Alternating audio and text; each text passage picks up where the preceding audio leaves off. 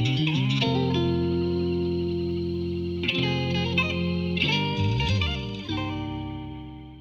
right, so thank you again for joining us today for the session on funding your MBA program. Today, the Wisconsin admissions team is here to offer suggestions on ways to prepare financially to return to college, and earn your MBA. Again, my name is Dale, and joining me is my colleague, Hallie Jones, recruitment manager for the MBA programs. We've got a lot of information to share with you today, so let's dive in. So the agenda for today's webinar is pretty straightforward. We're going to talk about getting your personal finances in order prior to enrolling in the MBA program. We'll also offer tips for creating a budget for the time that you'll spend in the program and suggestions for financing your educational experience. So returning to school to earn the MBA is a decision that will benefit you for a lifetime. Finding the right program for your goals and then applying to that program takes a thoughtful, planned approach. And once you decide on a program, there are a number of actions that you can take to ensure that you're financially prepared. I like to use the phrase financial readiness. So students who are not financially prepared for the transition back to school at best limit their ability to respond to new opportunities or unforeseen challenges. On the other hand, those who are financially ready will have greater flexibility to make some critical choices. The first step to financial readiness is to gain a full understanding of where you are now. What are you currently spending money on? How much are you spending on housing, food, entertainment, and so on? The second, what do you have in various savings accounts? Are you able to tap into your savings to help with school? And finally, look at your debt situation. What do you owe on items like cars, a house, college loans, credit cards, things like that? So once you have the data about where you are financially, create an action plan. Your action plan is a list of all the objectives you should strive to accomplish in order to strengthen your financial position. Objectives such as ways to reduce your current spending so that you can allocate more funds towards school. Further, examine your debt situation in order to find ways to reduce the amount you owe. For instance, are there ways to pay down any credit card debt that you have? Is there a way to refinance debt so that interest decreases? And if you have student loans, evaluate whether consolidating those loans into one payment is in your best interest. And finally, all great goals and objectives have a time-driven component, and this means choosing a reasonable amount of time in which to implement them. So returning to earn your MBA is a time of transition, and during times like these, it's best not to make impulsive decisions. So consider delaying that dream vacation or a new car until you have earned the MBA. I do suggest that you open a dedicated savings account for MBA tuition expenses if you haven't done so already. The next step in preparing your finances is to create a personal budget for the time that you will spend in school, as well during your transition to the program. Now, the word budget is often associated with restricted spending. A budget just really means more efficient spending and an understanding of where your money goes. A budget will show you how much money you have against all of your anticipated expenditures, including expenses to go back to school. Now, to form your budget, make a record of sources of income that you expect to have available during your time in the MBA. This includes income from work, allocated funds for school that you have at your personal disposal, and any merit-based aid that you've been awarded. Next, create a list of monthly expenses. I suggest breaking them into two categories, fixed and variable. Fixed expenses are those that stay the same each month, pretty self-explanatory there, like rent and loans, and then variable expenses that are going to change from month to month, like food, entertainment, dining out, gifts, to name a few. I'm going to turn the conversation over to Hallie to discuss ways that you can finance your MBA. Thank you, Dale. So while there are a number of ways to finance an MBA, I'm going to focus on the personal options you might have to assist with funding your MBA. In terms of personal options to finance an MBA, I suggest you look in three areas. One, as Dale mentioned, you might have personal savings. Maybe you even have an educational IRA you can use. Second, think about assets you own that can be easily liquidated, such as stocks, bonds, or personal property. And 3, consider immediate or extended family members as a potential option for assistance. The last option we're going to talk about is company sponsorship. Looking to your employer to assist in financing your MBA can be a great option.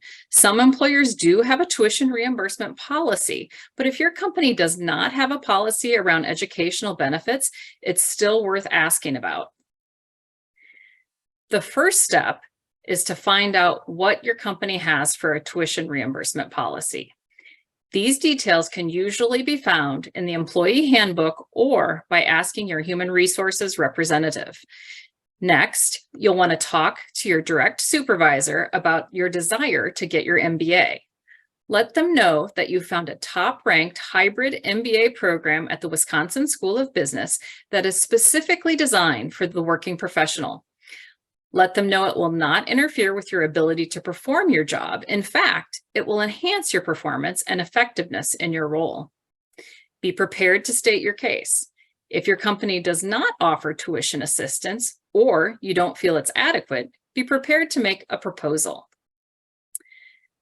Now, let's get into more detail of how you might craft your proposal to your employer. After you have determined how the skills and knowledge gained in an MBA will impact your short and long-term career goals, you're going to quantify how these skills and knowledge will translate into your current role. In order to identify your value proposition, you first need to determine what skills and competencies are central to your career journey. How will the MBA help you grow those competencies? Think about the projects, initiatives, and directives that you've led for the organization. What were the outcomes? Could those outcomes have been improved by having additional skill sets? This is where you can really pinpoint the benefit to your employer. By understanding your company's short-term and long-term goals and the role you play in helping them reach those goals, you are now able to articulate the true value that having an MBA will benefit your employer.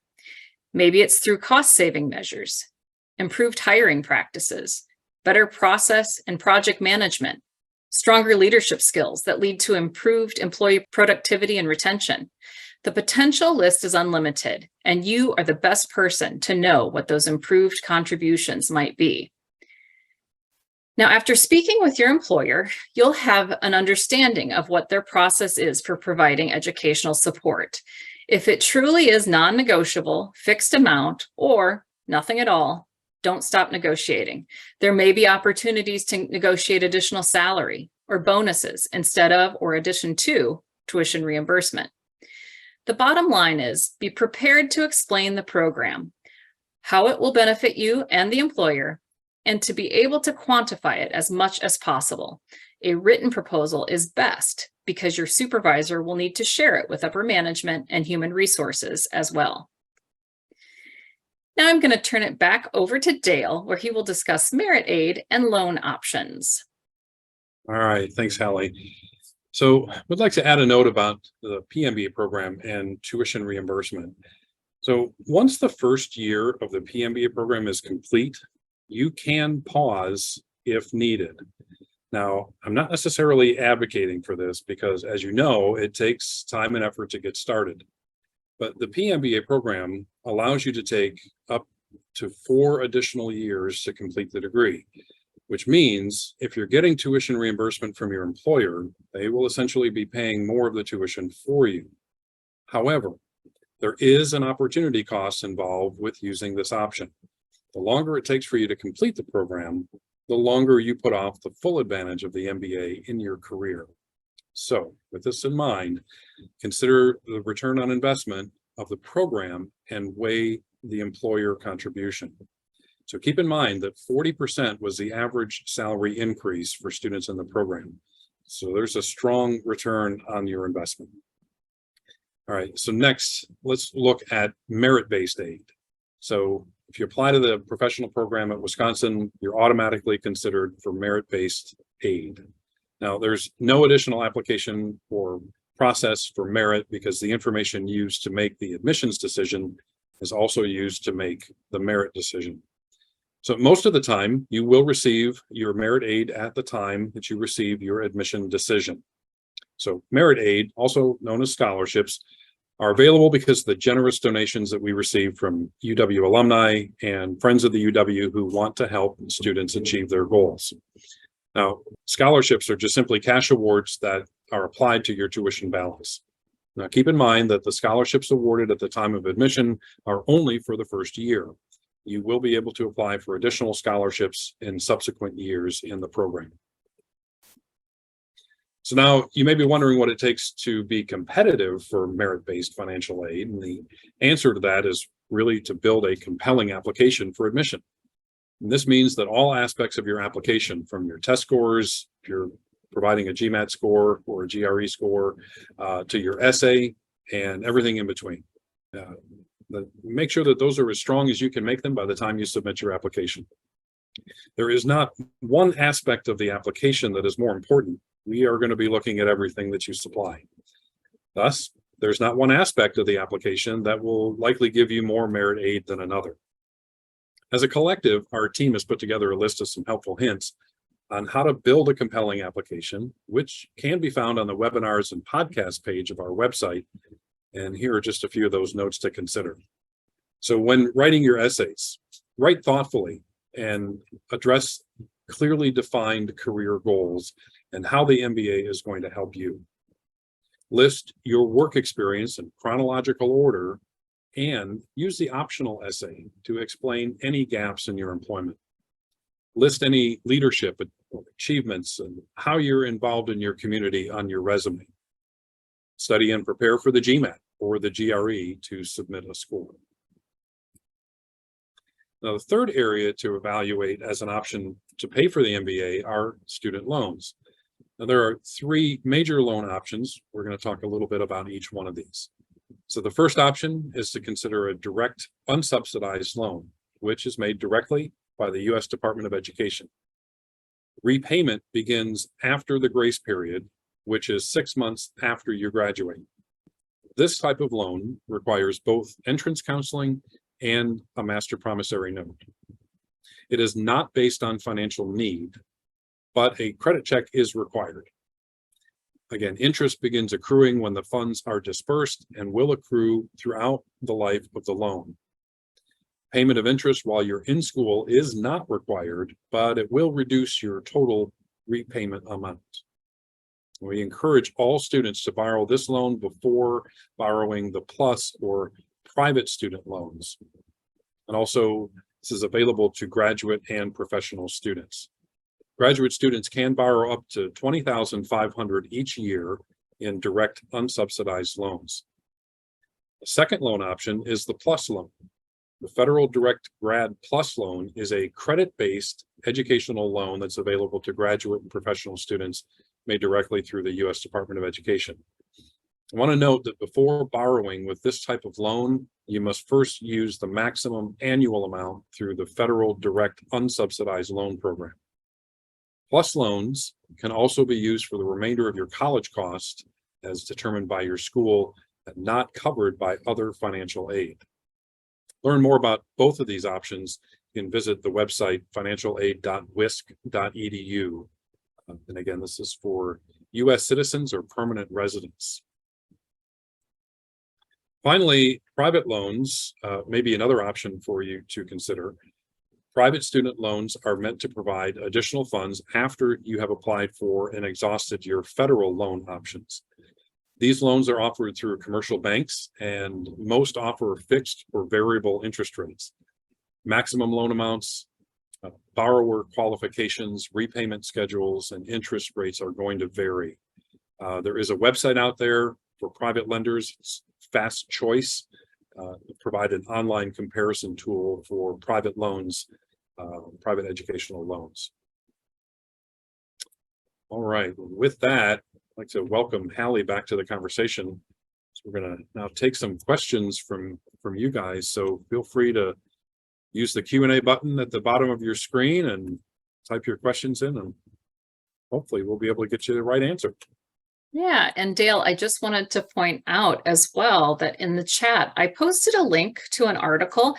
So way back on slide 16, where I went into the details about crafting that proposal to your employer.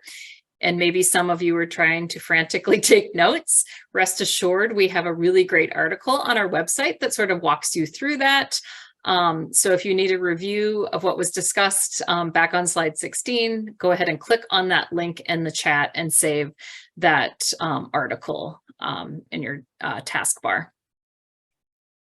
That was a really great slide, Hallie. I would just want to mention this again because I don't feel as though students take full advantage every time of the employer contribution that they can get for tuition reimbursement. So I think exhausting that, going through that path of building a proposal, looking at everything that you're going to bring back to the organization, and how you can develop the proposal and present that ultimately is going to determine how much they're willing to invest in you. Yeah, I agree. And it can be tricky to put it together because for everybody, it's a little bit different, but hopefully we provided you guys with some guidelines that you can get started there. It looks like we do have one question in the Q&A. It says, is there a different application deadline to be considered for merit-based scholarship? Dale, do you want to go ahead and take that one? Yeah, so the short answer is no. There is not a different deadline. The funding is available at all of the different deadlines that we have. I would say that early on, there is probably there's more money in that bucket, but we are allocating, as applications come in. So I would say that you're probably, we're working with a larger bucket early on in the cycle, but it's not an issue going through to the last cycle. We're still awarding merit in the last cycle. So, and it is awarded at admission for the first round. So as you're applying to the program, I mentioned a second scholarship for returning students. So there's a different scholarship option in subsequent years. And yeah, so I think there's going to be more opportunities there, but the largest source is speaking in terms of denomination here, the largest source is going to be probably employer contribution. So Dale, we have two questions that are very similar. They both ask about a percentage of admitted students that receive merit scholarships. I don't know that we track the percentage. It's definitely not the majority if that is helpful to you. So I mean, it's less than 50%, but I don't know what the percentage is. We do try to award it to the people, who are deserving of it. So every aspect of your application, as Dale mentioned, from GPA to, how well your essays are written, to your recommendation, all the way to your work experience, all of it matters. And we assess it all collectively to award those merit scholarships to who we feel are the best candidates in the program. Dale, was there anything you want to add to that? Yeah, it's going to vary every year. And we don't track a percentage that are being awarded in the professional MBA program. I will say this about the professional program. It is a part-time working professionals program, similar to our executive MBA. It's, that's focused on part-time students that are working full-time. There is, I would say, less funding available for students in that group than there is in our full-time MBA. So folks may be referencing friends or colleagues that have gone through a full-time MBA program and thinking about, their award package. It's very different, and the support that those students receive than students in our part-time programs. So sometimes students receive in those programs, like a full-time MBA, they might be receiving, partial scholarship or, partial funding for the entire year, or full funding for an entire year. It's not like that in the part-time MBA programs. So scholarships are relatively low. I would say less than $5,000 on most scholarships. So yeah, and not a high percentage of students either, because what we find is that many students are coming to us with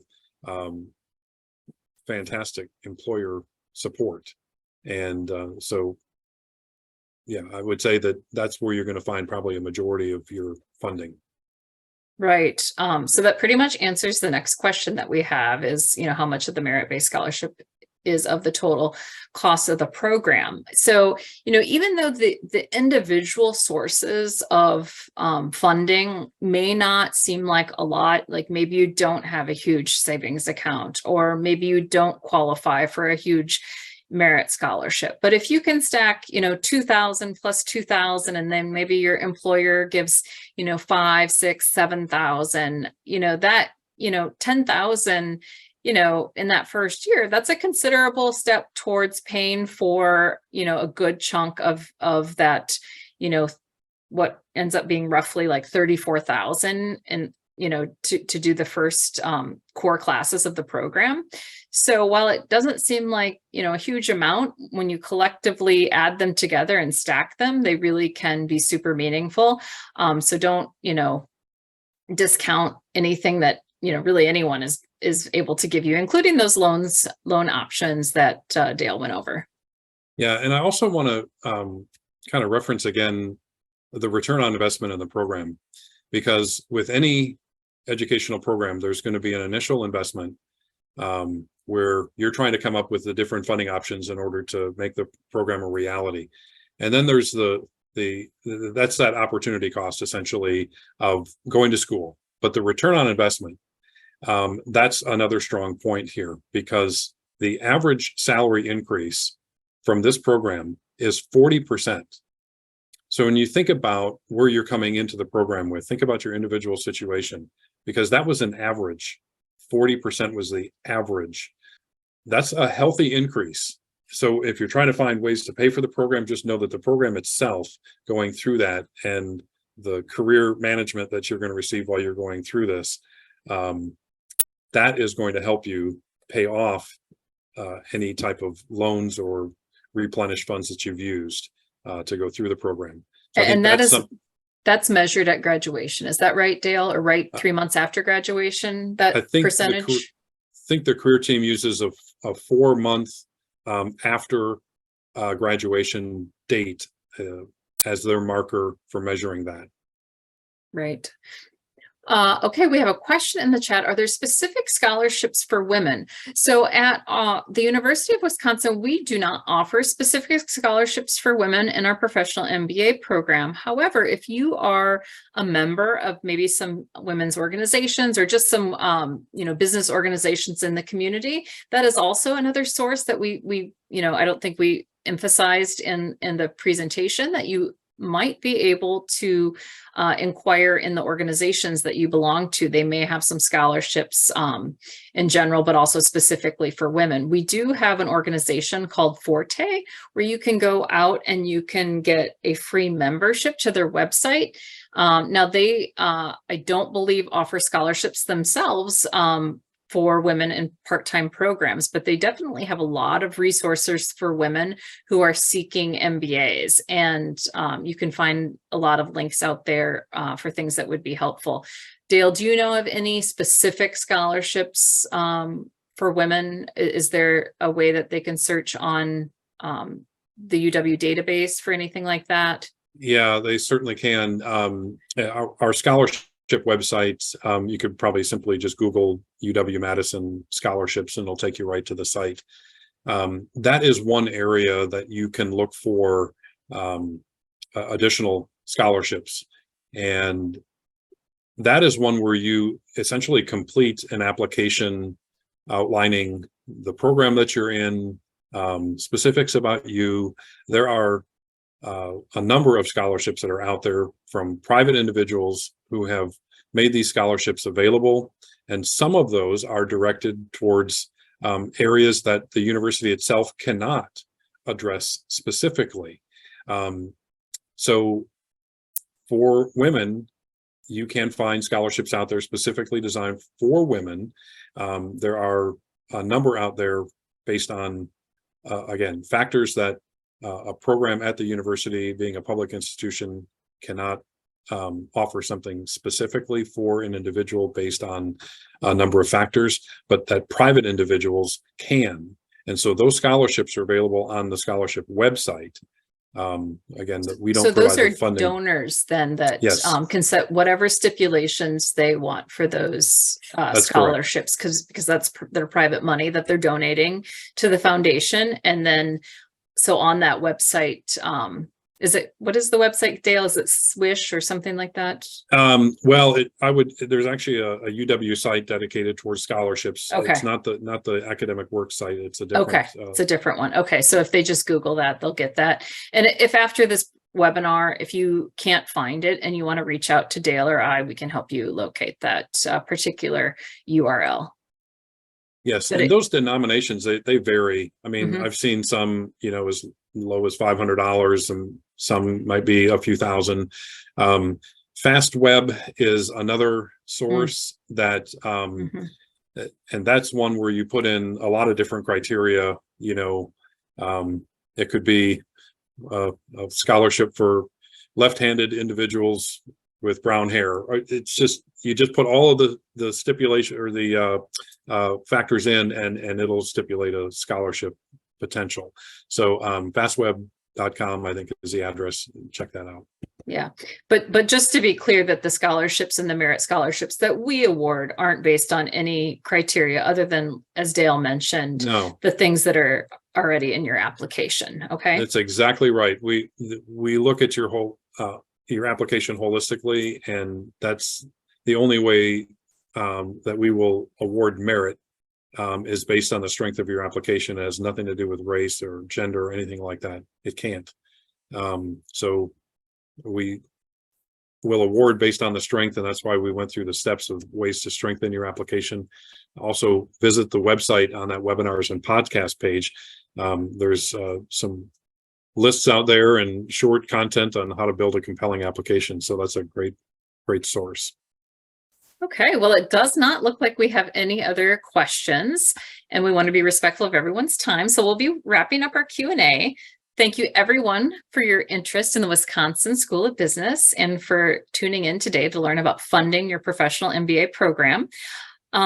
If you have any questions as you put the finishing touches on your applications, if you haven't submitted already, we do have an app webinar coming up. I believe that's tomorrow. You can still sign up for that online under our events on our website.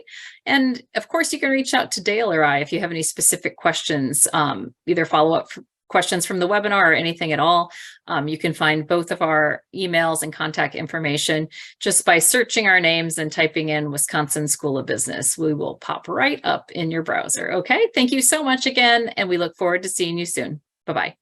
Bye-bye.